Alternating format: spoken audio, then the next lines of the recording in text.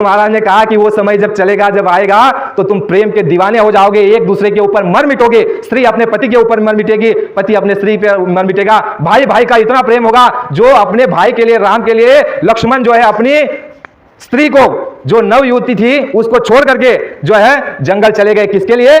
भाई के लिए। ऐसा प्रेम बच्चा मैं पैदा करूंगा और वो करने के लिए आया हो, और मैं वो दिन तुमको दिखाऊंगा और तुम सभी से पूछूंगा जो जो मैंने वचन वादे किया है वो पूरे हुए कि नहीं हुए, और जो जो वादे तुम कहोगे हाथ उठाकर आप पूरे हो गए, उन वादों पर ऐसे निशानी मारी जाएगी। ये बताया है वचनों में कि उस पर निशानी मारी जाएगी कि हाँ, ये वादे लोगों ने, जनता जनार्दन ने इसको स्वीकार किया कि बाबा जी ने जो उद्देश्य और जो मिशन और जो संकल्प लिए वो पूरे हुए।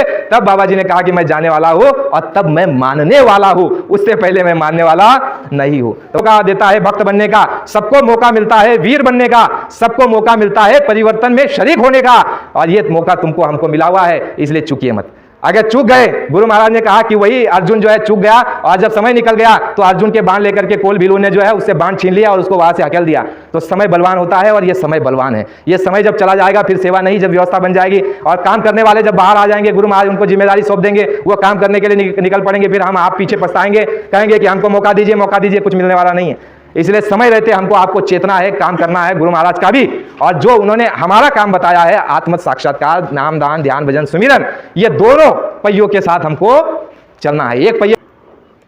उपस्थित सभी सत्संगी धर्म प्रेमी माता भाई बहनें एवं इस आवाज़ को सुन रहे सभी नर नारी सज्जन महानुभाव, आप सभी को सादर जय गुरुदेव।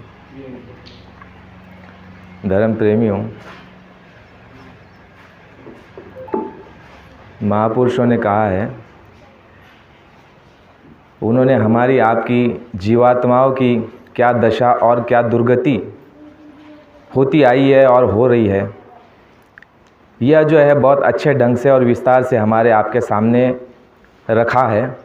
बिल्कुल भी किसी तरह से कोर कसर नहीं छोड़ी, हर एक वो बात रखी है जिससे हम आसानी से समझ पाए। और उन्होंने जो जो सुनाया अपने मुखारबिंद से, तो उन्होंने ये कहा स्वामी जी महाराज ने कि यह आत्मकथा है।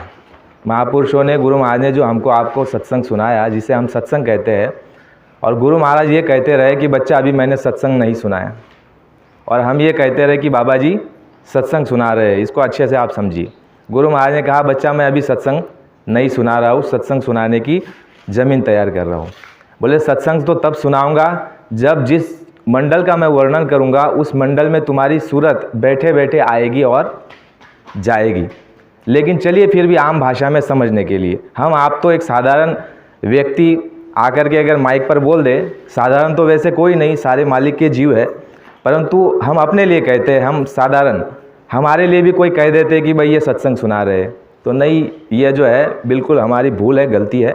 ये कहना चाहिए कि भाई गुरु का संदेश सुना रहे, संदेश वाहक है और गुरु वचन सुनाने का कार्य कर रहे हैं। तो स्वामी जी महाराज ने जो हमको आपको सुनाया, हमारी बुद्धि से हम ये कहते हैं, समझते हैं कि गुरु महाराज ने सत्संग सुनाया। तो गुरु महाराज ने क्या कहा कि मैंने तुमको आत्मकथा सुनाई है। आत्मकथा और कथा है नहीं, कहानी किससे नहीं, स्वामी जी महाराज ने आत्मकथा सुनाई। जितने भी महापुरुष आए, कबीरदास जी से लेकर के 700 वर्षों से कबीरदास जी से लेकर के स्वामी जी महाराज तक, सभी महापुरुषों ने आत्मकथा हमारी आपकी सुनाई। उसमें किसी तरह की कोई कोर कसर नहीं रखी, सब कुछ उन्होंने बता दिया, बताने में किसी प्रकार की कोई कोर कसर नहीं रखी। तो हम, जैसे भाई साहब ने कहा कि हम सत्संग नहीं सुना सकते, हम उसको पुनर्विचार में रखते हैं। तो सत्संग में बताया गया, पहले हम समझते हैं कि हमारी दुर्गति कहाँ हो रही है। सत्संग में बताया गया, कबीर साहब जी का दृष्टांत है, कबीर साहब जी के समय की बात है। कबीर साहब जी जब जाते थे काशी में किसी काम के लिए, तो रास्ते में एक चौधरी साहब उनको मिला करते थे अपने ओटे पर बैठे हुए। तो कबीर साहब जाते समय ये कहते थे चौधरी साहब को कि अरे चौधरी साहब, अभी तो आपकी शादी हो गई, बच्चे हो गए, सभी काम धंधे में लग गए, अभी तो भजन भक्ति कर लो। तो चौधरी साहब हमेशा उनको ये कहते कि महाराज करना तो मैं चाहता हूँ, मेरी बहुत इच्छा है, लेकिन अभी जो है मेरे नाती पोती की जो है शादी बाकी है, अब वो हो जाए उसके बाद मैं कर लूँगा। तो कबीर साहब चले जाते थे। फिर कुछ दिन बाद जब लौट करके आए तो दोबारा वहाँ से गुजरना हुआ। फिर उस चौधरी साहब से पूछा कि अरे चौधरी साहब, अभी तो आपके नाती पोती की शादी हो गई और अभी तो आप संसार से जो है थोड़ा मुख मोड़ करके भक्ति भजन कर लीजिए, ताकि आपका ये जीवन जो है अंतिम पलों में सार्थक हो जाए और आपकी आत्मा को भी कुछ प्राप्त हो जाए। तो जब इस तरह से उनको बताया गया तो चौधरी साहब कहते हैं कि महाराज जी शादी तो हो गई, लेकिन मैं अभी नाती के को बच्चे हो जाएंगे, उस समय मैं भक्ति भजन में लग जाऊंगा।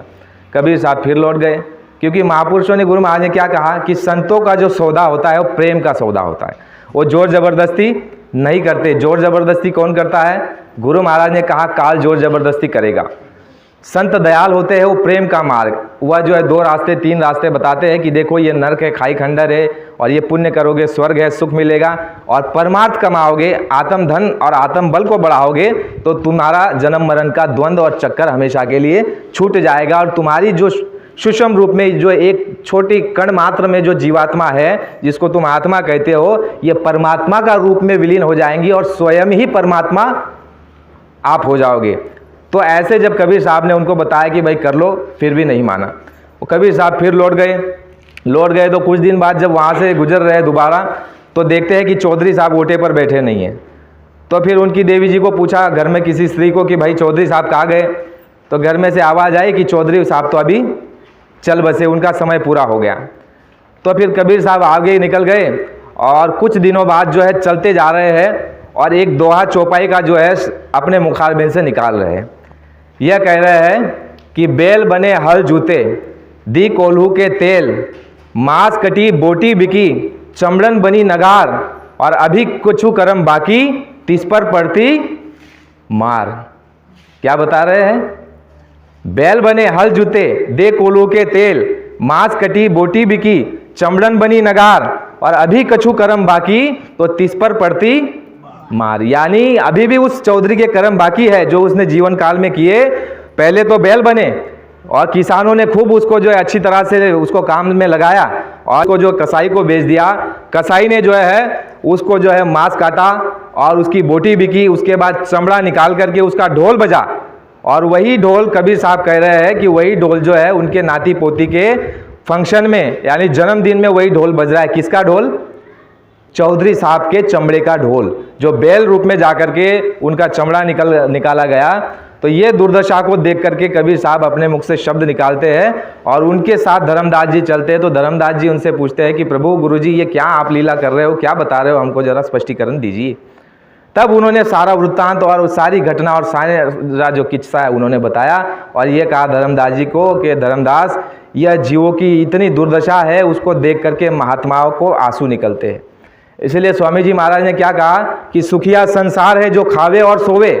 आप और हम सभी सुखी है जो खा रहे पी रहे हैं। सुखिया संसार है जब खावे और पीवे, दुखिया दास कबीर जो जागे और रोवे है। जो जग गया वो आपके और हमारे लिए रो रहा है, रात दिन रो रहा है। आपने देखा होगा कई बार स्वामी जी महाराज जब गाड़ी से चलते थे, उस समय पर जो है हम दर्शन के लिए जाते थे तो गुरु महाराज लेटे रहते थे। तो कई बार हमने देखा है अपनी आंखों से, उनके आंखों से जो है आंसू निकलते थे। तो यह दुर्दशा हमारी देख करके संत महापुरुष का जो हृदय है वह जो है द्रवित हो जाता है, और वो मोम की तरह होते हैं। बाहर से जितने सख्त दिखते हैं उतने अंदर से वो मोम और दयालु होते हैं। उनके बारे में लोग कह करके थक गए, और आखिरी में कह दिया गया कि 7 समुद्र की मसी करूँ गुरु गुण लिखा ना जाए, लिख नहीं सकते। इसलिए हमको आपको जो है अपने भाग्य को सराहना चाहिए, अपने गुरु पर कोटि कोटि अपने आप को त्याग देना चाहिए, और अपने पूर्ण इंद्रियों को समर्पण करके यह कहना चाहिए कि स्वामी जी महाराज हमने हमारा जो है आत्मसमर्पण कर दिया, अभी आप हम पर सवार होकर के आप अपना काम करा लीजिए। तो स्वामी जी महाराज के 2 काम रहे। गुरु महाराज ने तो ये कहा कि मेरा काम जो है तुमको जो है अपने घर पहुंचाना। शुरू में जब 10 जुलाई 1952 से स्वामी जी महाराज ने ये सत्संग का काम शुरू किया, 17 जुलाई 1952 से नामदान देना शुरू किया 5 लोगों से। तो उस समय गुरु महाराज शुरू में ये कहते रहे कि मेरा काम तो तुम्हारी जीवात्मा का कल्याण है, उद्धार है। लेकिन जब परिस्थिति डावाडोल होने लग गई, जब वातावरण और जब सत्ता में ऐसे लोग आ गए जो हमको आपको अधर्म के रास्ते पर मोड़ना चाहते थे, और घोर कलयुग आ गया, तो उस समय पर गुरु महाराज ने दूसरा काम अपने हाथ में लिया। दूसरा काम कौन सा? शुरू में गुरु महाराज ने जो हमको आपको सत्संग सुनाया वो सत्संग ये रहा कि तुम जो है संसार में रहो, कैसे रहो? कमल की तरह रहो, कीचड़ को अपने शरीर में लगने मत दो, रहो कीचड़ में ही। ये कीचड़ है। गुरु महाराज ने कहा कि ये जो है आप आंखों से देख रहे हो ये कीचड़ है, ये काल माया का ऐसा जाल है और ऐसा देश है, यहाँ पर जो है किसी का छुटकारा नहीं होता बिना युक्ति के और बिना महापुरुषों के। तो स्वामी जी महाराज ने तो अपने को ये पहले तो ये कहा कि तुम्हारा धर्म, तुम्हारा कर्तव्य परमार्थ कमाना है, आत्मगति को प्राप्त करना है, जीते जी प्रभु परमात्मा की प्राप्त करके, और इस 9 द्वार को खाली करके 10वें द्वार से निकल करके जीते जी उस परमात्मा की प्राप्ति कर लेना। ये तुम्हारे मनुष्य जन्म में आने का एक जो है लक्ष्य है। ये स्वामी जी महाराज ने कहा और ये हमको सुनाया। तो ये हमने भरपूर सुना, कितना समझा वो आप जाने और हम जाने। लेकिन कुछ समय जब आगे बीतता गया, गुरु महाराज का जो है कार्य देख करके, काफिले देख करके, उनके अनुभव होते हुए लोगों को, कई अनुभव लोगों को हुए, ऐसे लोग नहीं आए। आज अगर हमारी पूरे भारत में नहीं विश्व में अगर 40 करोड़ लोगों की संख्या है, जनसंख्या है, जय गुरुदेव परिवार है, तो सब ऐसे नहीं आए, सबको अनुभव हुआ। गुरु महाराज ने जो हमको आपको नाम दिया, जय गुरुदेव नाम, उसके लिए कहा कि तुम इसको आजमा लेना, इसकी परीक्षा ले लेना, पहले तो ठोक बजा लेना, और जब परीक्षा में मैं पास हो जाऊँ तब तुम मानना। यानी गुरु महाराज ने कहा कि इस कलयुग में किसी पर भरोसा करने की जरूरत नहीं है। कलयुग ऐसा समय है कि इसमें जो है धोखा ही धोखा है, इसमें जाल ही जाल है। गुरु महाराज ने सत्संग में जो है कहानी के रूप में बताते थे कि बहेलिया आएगा, जाल बिछाएगा, फंसना नहीं, फंसना नहीं। किसी पर हम चिन्ह नहीं कर रहे, लेकिन ये माहौल यहाँ पर मृत्युलोक में इस समय पर चल रहा है। आप विचार कीजिए कि ऐसे समय पर आपको जो है किस शब्दों की और किसकी आवश्यकता पड़ेगी? समृद्ध सद्गुरु की आवश्यकता पड़ेगी और उनके वचनों की आवश्यकता पड़ेगी, अगर आपको बचना है इस जाल और जंजाल से। बिना उनके शब्दों के, बिना उनकी सामर्थ्यता और बिना उनके सहारे के आप बच ही नहीं सकते। क्योंकि स्वामी जी महाराज ने कहा कि इतना भयंकर जाल लगाया हुआ है, चिड़िया खुद फंस भी जा रही है और ये कह भी रही है कि हम फंसेंगे नहीं, फंसेंगे नहीं। तो ये दुर्दशा हमारी आपकी हो चुकी है। तो स्वामी जी महाराज ने हमको आपको बताया कि तुम जो है, पहला तो तुम्हारा धर्म है कि साधन भजन करना, नीति नियम से सत्संग में जाना, शाकाहारी प्रचार करना, और जो जो परमार्थ की बातें हमको आपको सुनाई जा रही है उन सभी को अपने आंचल में लेना, आचरण में उतारना, और उसको जो है अपने इस बुद्धि में, चित्त में और मन में रख करके उसका जो है मंथन करना, और उसमें जो सार निकल आए उस पर तुम चलना। महात्माओं ने तो ये कहा, स्वामी जी महाराज ने ये कहा, ठीक ठीक जो महात्मा कहते हैं हम उससे विपरीत करते हैं। ये यहाँ की प्रकृति है। प्रकृति कैसी है? देखिए, कई रास्ते से आप चले जाओ तो कई दीवारों पर ऐसे लिखा रहता है कि यहाँ पेशाब करना मना है, लिखा रहता है। लेकिन आप देखना उस दीवार की दुर्दशा कि जहाँ लिखा होता है कि इस जगह पे पेशाब नहीं करना, उसी जगह पर लोग जानबूझ के पेशाब करते हैं। यानी ये प्रकृति है। जिस बात को महात्मा कहते हैं कि तुम ये मत करो, ये करो, उसको हम नहीं करते। जैसे एक बात और गुरु महाराज ने कही है कि मन के कहे चलो मत कोई, गुरु कहे करो तुम सोही। मन के कहे मत चलो।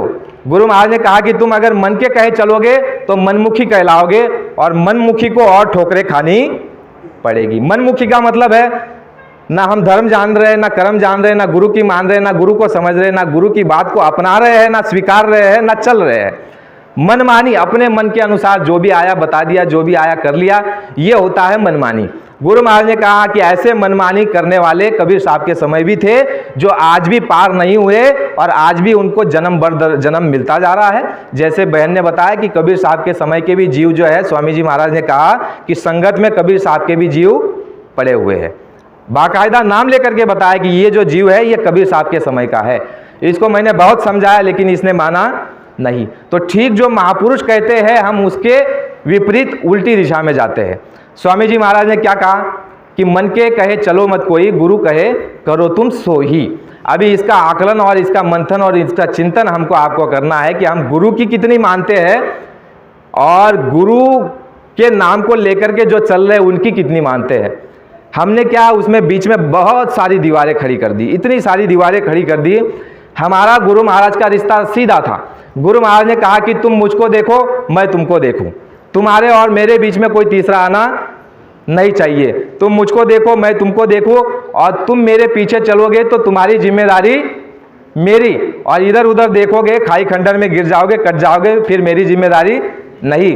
क्योंकि मेरे गुरु ने मुझको कहा हुआ है, स्वामी जी महाराज सत्संग में कहते रहे कि मेरे गुरु ने मुझको आदेश दिया है कि बच्चा, आज जो संगत छोटी सी तुम्हारे पास आएगी, भविष्य में आने वाले समय में यही नाला, नदी, पोखरे का रूप लेकर के यही जो है समुंदर का रूप ले लेगी, और इतनी जनसंख्या और इतने जीव तुम्हारे संगत में आ जाएंगे, तुमसे संभले नहीं संभाले जाएंगे।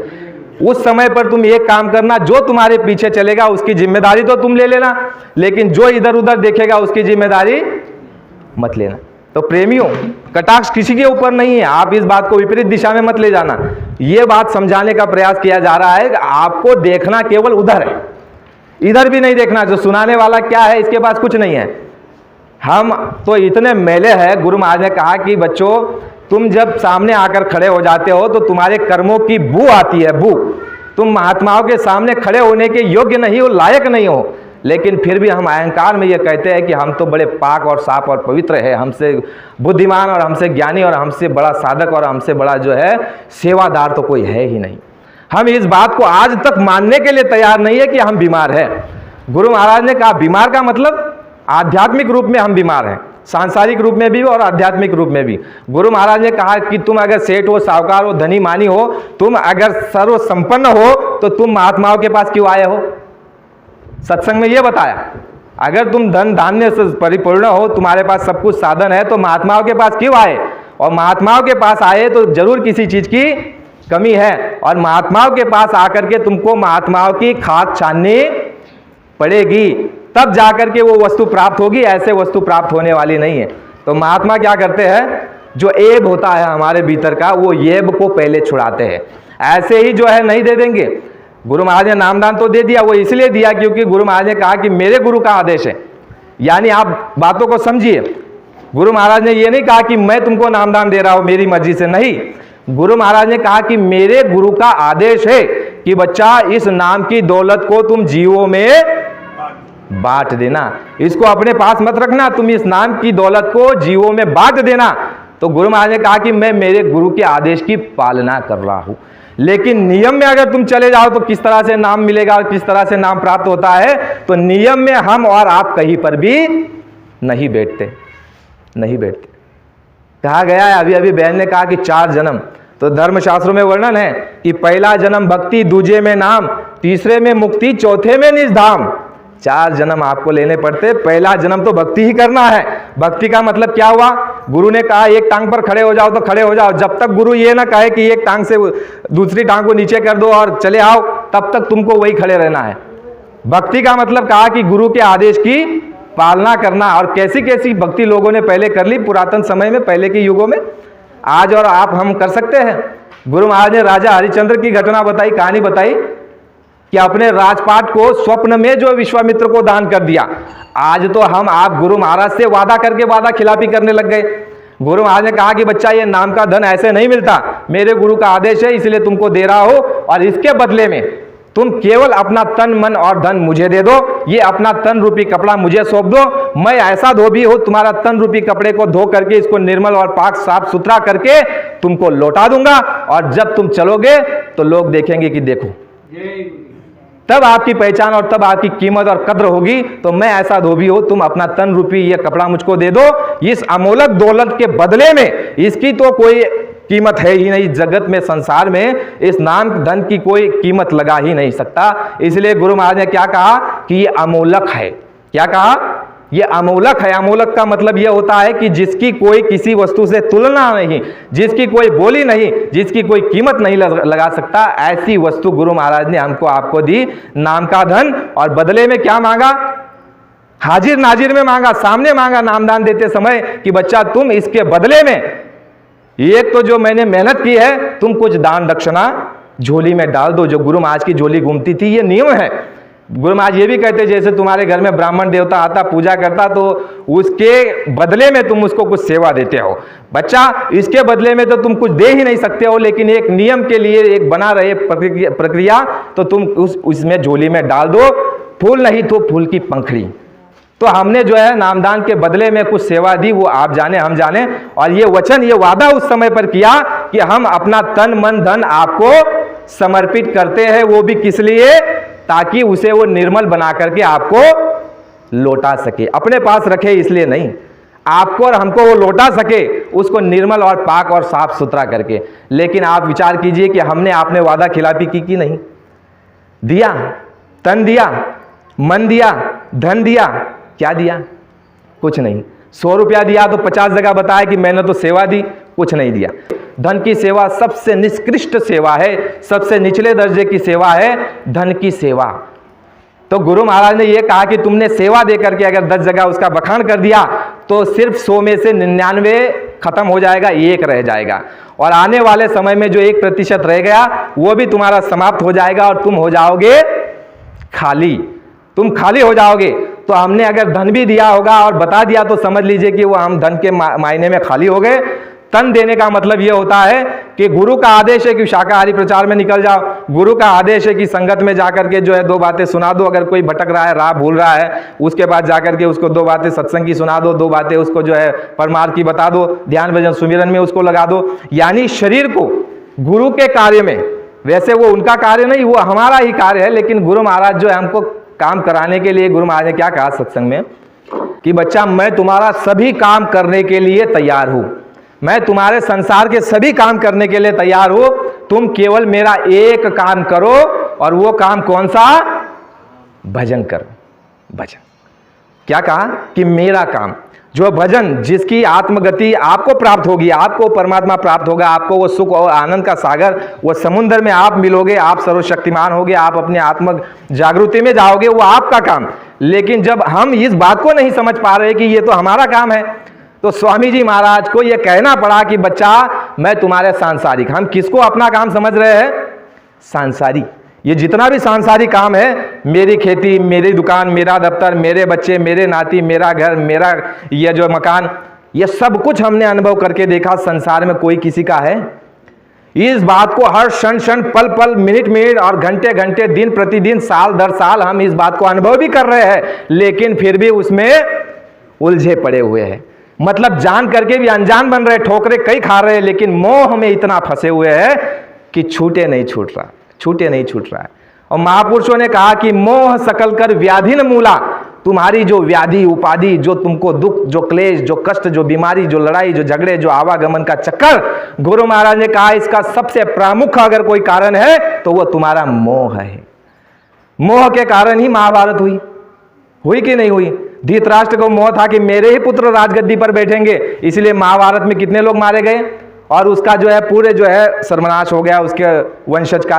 तो ये मोह का ही कारण रहा। धृतराष्ट्र अगर ये कहता कि नहीं उनका भी अधिकार है, उनको भी कुछ दे दो और तुम भी कुछ ले लो, तो ये क्या था? ये धर्म था, और अगर ये धर्म को अपना लिया होता तो महाभारत होता नहीं होता। तो यही मोह हमारे आपके साथ लगा हुआ है, और गुरु महाराज ने यह कहा कि तुमको बाहर किसी को नहीं देखना। यह संत मत क्या मत है? यह विपरीत मत है। विपरीत कहते हैं, जैसे आप देखते हो मछली जल की धारा से विपरीत दिशा में चलती है। कौन सी दिशा में? आप सांसारिक विचारधाराओं को बाबा जी की विचारधारा के साथ जोड़ दोगे, आप सांसारिक विचारों को, नीति को, कार्यों को संत मत से जोड़ दोगे तो हानि हो जाएगी। संत मत एक विपरीत दिशा, विपरीत नहीं, ये सीधी है, लेकिन आपके मायने में, आपकी समझ में जो है ये विपरीत दिशा है। विपरीत कैसे? जैसे मछली है, पानी की विपरीत उल्टी दिशा में चलती है, पानी की उल्टी दिशा में, इसी तरह से यह जो है संत मत है, उल्टा चलना है। गुरु महाराज ने क्या कहा? जैसे तुम बाहर देखते हो, बाहरी फैलाव करते हो, और नीचे इंद्रियों की ओर जाने से तुमको जो है दुख और क्लेश और तकलीफ मिलेगी। तुम अपनी शक्ति को, अपनी चेतनता को इंद्रियों के नीचे और ये जो है चक्रों में मत जाने दो। इस शक्ति को, चेतन शक्ति को तुम यहां सिमटाव करके नाखून के, जो आपके जो पांव के नाखून है, वहां से लेकर के चोटी तक जो हमारे जीवात्मा की चेतनता फैली हुई है, चेतन शक्ति जो है प्राण जिसको कहते हैं, गुरु महाराज ने कहा कि उसको सिमट करके एक जगह ला करके यहां से ऊपर चलो। गुरु महाराज ने कहा कि है बच्चों, इस जगह तुम बैठे हो, बीच में बैठे हो, अगर गलती हो जाए तो सीधा नीचे खाई और खंडर है, और अगर एक कदम चलो तो सीधा पहला कदम तुम्हारा स्वर्ग में है, दिव्य लोकों में है। तुम बीच में बैठे हुए हो। इसलिए हम आपको जीवात्माओं को श्रेष्ठ क्यों कहा, मनुष्य शरीर को श्रेष्ठ क्यों कहा? क्योंकि अभी अभी जो बहन ने बताया, शिव जी की पूजा में लगे हुए, शिव जी आराध्य है, उनकी भी महिमा है। लेकिन संत मत में यह कहा गया है कि गुरु पूजा में सबकी पूजा, गुरु समान कोई देव न दूजा, जैसे सभी नदी समुद्र समाजा। यह हमारे लिए लागू पड़ता है। संसारी करते हैं तो ठीक है उनके लिए, लेकिन गुरु महाराज ने कहा संसारी भी अगर शिव जी की पूजा करते हैं, वो उनसे यह प्रार्थना करे कि आप हमको किसी महात्मा से मिला दे, या हमारी आत्मगति या हमारी आत्म उन्नति हो जाए, या हमारे जीवन मरण का चक्कर छूट जाए। तो बाबा जी ने जो है स्पष्ट बात रखी, विरोध किसी का नहीं किया। आप संत मत को पूरा समझ लीजिए। गुरु महाराज ने जो है मूर्ति पूजा के विरोध में नहीं बोला, अगर बोला हो तो आप ला करके मुझे दे दिए। गुरु महाराज ने मंदिर मस्जिद जाति व्यवस्था पर कभी नहीं बोला।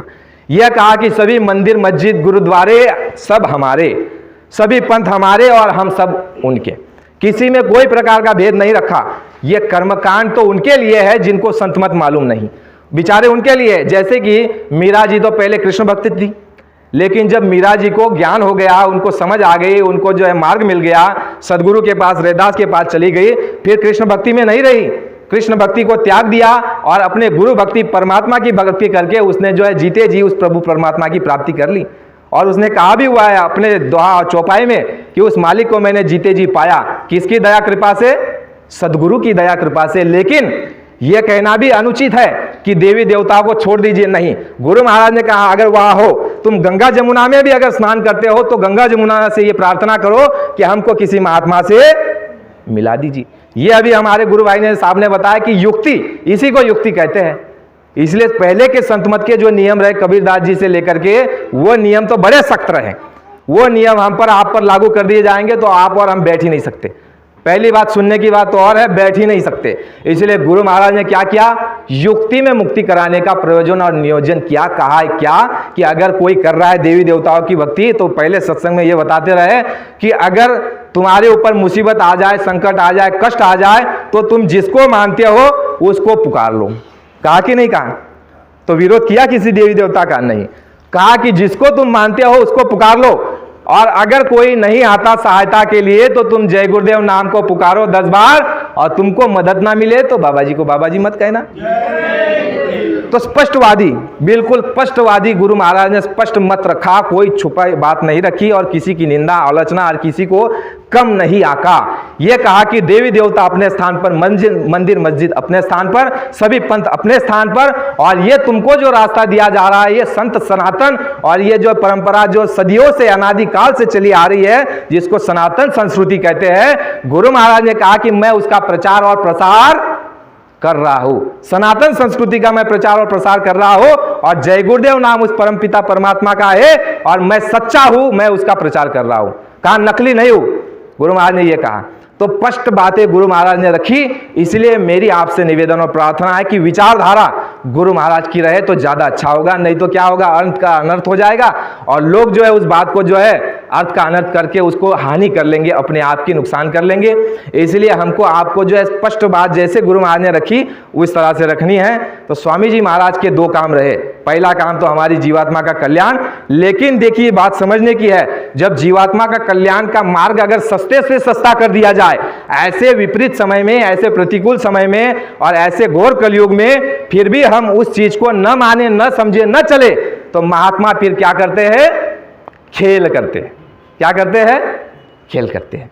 अब आप कहोगे कि खेल की बात तो बताइए, लेकिन खेल समझ में ही नहीं आया हमारा कि खेल क्या कर सकते हैं, या क्या हुआ है, या क्या हो सकता है या होगा। तो आपको कुछ इशारे में संकेत दे देता हूं। खेल कैसे? द्वापर के समय से पहले त्रेता का समय था, और जो है माता शबरी ने अपने घर को त्याग दिया क्योंकि वह अधर्म हो रहा था उनके नाम से, तो उन्होंने अपने घर को त्याग दिया और मार्कंड ऋषि के पास जाकर के उन्हें सेवा की, कई दिनों तक सेवा की। और जब ऋषि के जाने का समय हो गया तो ऋषि ने यह विचार किया कि इसने तो बड़ा त्याग किया है, तपस्या की है, मेरी सेवा की है, लेकिन सिद्धांत और नीति यह कहती है, यह विधान यह कहता है इस युग का, त्रेता का, कि देवी को तप करने के अधिकार नहीं।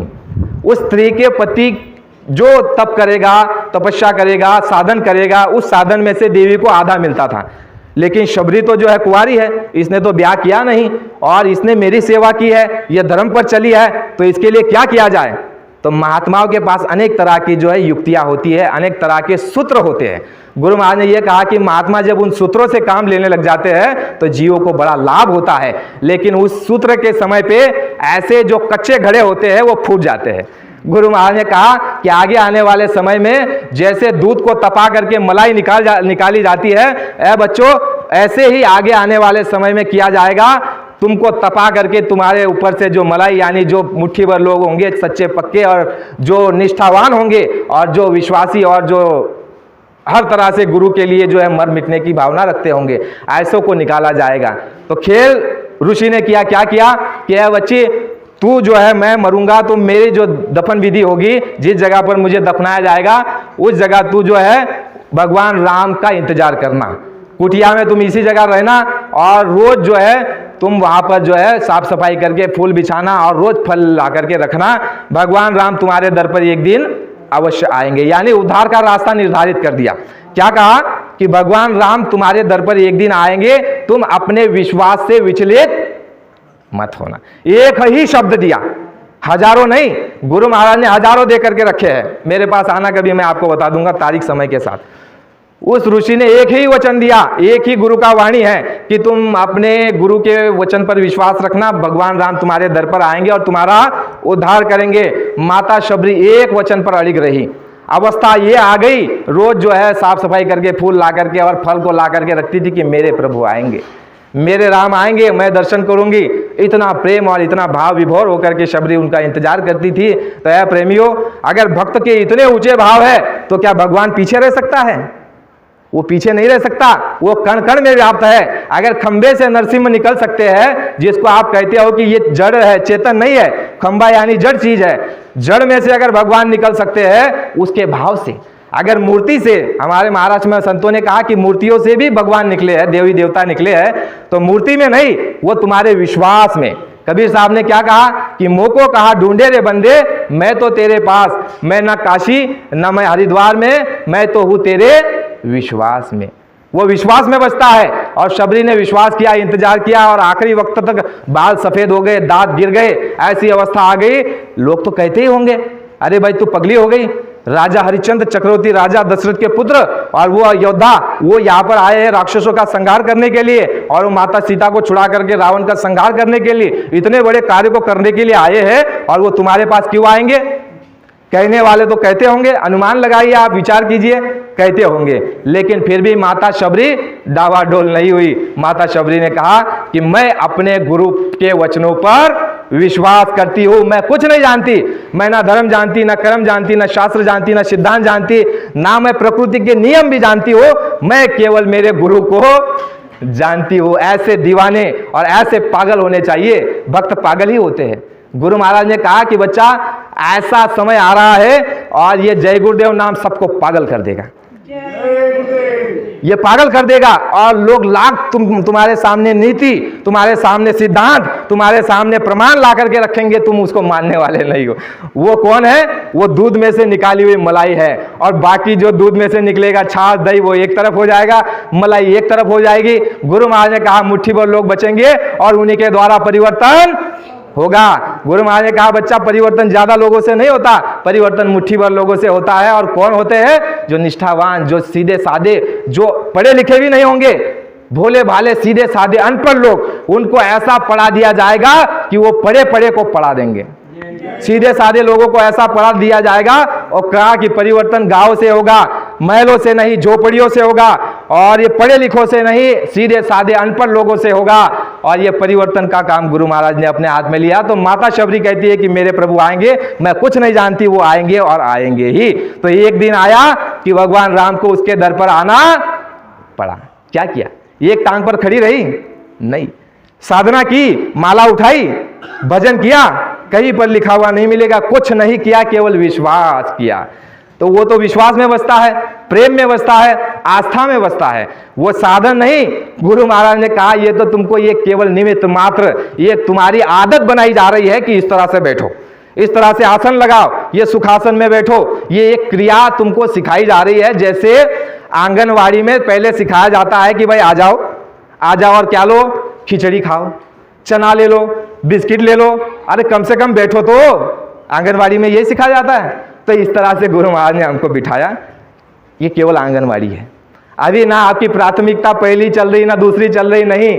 गुरु महाराज ने कहा कि वो समय जब चलेगा, जब आएगा, तो तुम प्रेम के दीवाने हो जाओगे, एक दूसरे के ऊपर मर मिटोगे। स्त्री अपने पति के ऊपर मर मिटेगी, पति अपने स्त्री पे मर मिटेगा। भाई भाई का इतना प्रेम होगा, जो अपने भाई के लिए, राम के लिए, लक्ष्मण जो है अपनी स्त्री को, जो नव युवती थी, उसको छोड़ करके जो है जंगल चले गए। किसके लिए? भाई के लिए। ऐसा प्रेम बच्चा मैं पैदा करूंगा और वो करने के लिए आया हो, और मैं वो दिन तुमको दिखाऊंगा और तुम सभी से पूछूंगा जो जो मैंने वचन वादे किया है वो पूरे हुए कि नहीं हुए, और जो जो वादे तुम कहोगे हाथ उठाकर हाँ पूरे हो गए, उन वादों पर ऐसे निशानी मारी जाएगी। ये बताया है वचनों में कि उस पर निशानी मारी जाएगी कि हाँ ये वादे लोगों ने, जनता जनार्दन ने इसको स्वीकार किया कि बाबा जी ने जो उद्देश्य और जो मिशन और जो संकल्प लिए वो पूरे हुए। तब बाबा जी ने कहा कि मैं जाने वाला हूं और तब मैं मानने वाला हूं, उससे पहले मैं मानने वाला नहीं हूं। तो माता शबरी का विश्वास, इसी तरह से हमको आपको विश्वास। इसलिए दो कर्तव्य और दो मार्ग को समझना है। पहले तो हमारा आत्म साधना का मार्ग है, भक्ति का, विश्वास का, त्याग का, बलिदान का, सेवा का मार्ग है। और दूसरा मार्ग किसका है? दूसरा काम जो है वो सदगुरु ने अपने हाथ में लिया है कि कलयुग में कलयुग जाएगा और कलयुग में सतयुग आएगा। और गुरु महाराज ने कहा कि तुम्हारे कंधे पर सतयुग का भार मैंने रखा हुआ है। गुरु महाराज ने कहा कि भगवान राम चाहते तो एक जगह बैठ करके बाण मार करके रावण का संहार कर सकते थे, लेकिन इतिहास नहीं बनता और भक्तों की जो है उद्धार नहीं होता। इसलिए खेल खेल में हमको आपको पार किया जा रहा है, और खेल खेल में जो है प्रकृति को भी ठीक किया जा रहा है, और खेल खेल में भी जो है जो मांसाहारी उनको शाकाहारी बनाया जा रहा है, उनको मनुष्य शरीर का अधिकारी। जो आज नामदान लेकर के बैठे हैं, आगे आने वाले समय में वो भी ध्यान भजन में बैठेंगे, और जो आज बैठ रहे हैं आने वाले जो है अच्छे समय में उनकी साधनाएं भी बनेगी, और जिनकी साधनाएं आज बन रही है उनको पूर्ण गति प्राप्त भी होगी।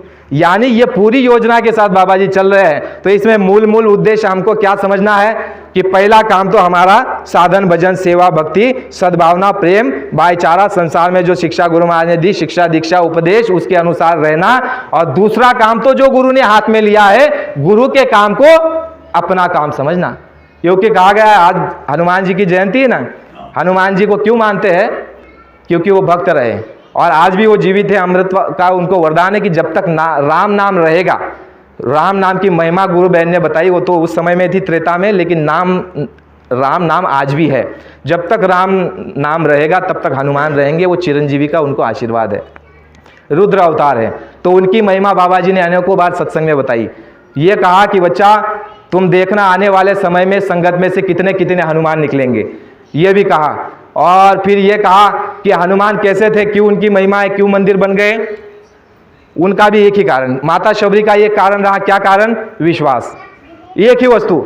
आप हम कितनी चर्चाएं करते हैं, त्याग करो, बलिदान करो, सेवा करो, भक्ति करो, सुमिरन करो, भजन करो, बहुत सारी बात करते हैं, लेकिन करते कुछ नहीं। विश्वास और निष्ठा के साथ नहीं करते, बाहरी रूप में करते हैं। जैसे कहते हैं कि माला फेरत जुग गया, मिटाना मन का फेर, और कर का मन का डाल दे, मन का मन का फेर।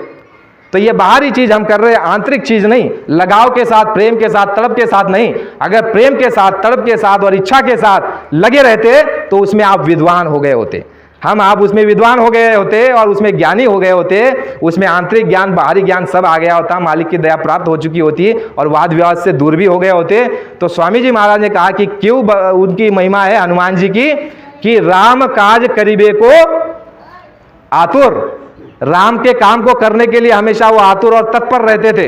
वो ये कहते थे कि मेरे भगवान का आदेश हो जाए तो घंटों का काम मिनटों में और मिनटों का काम सेकंडों में मैं कर दूं।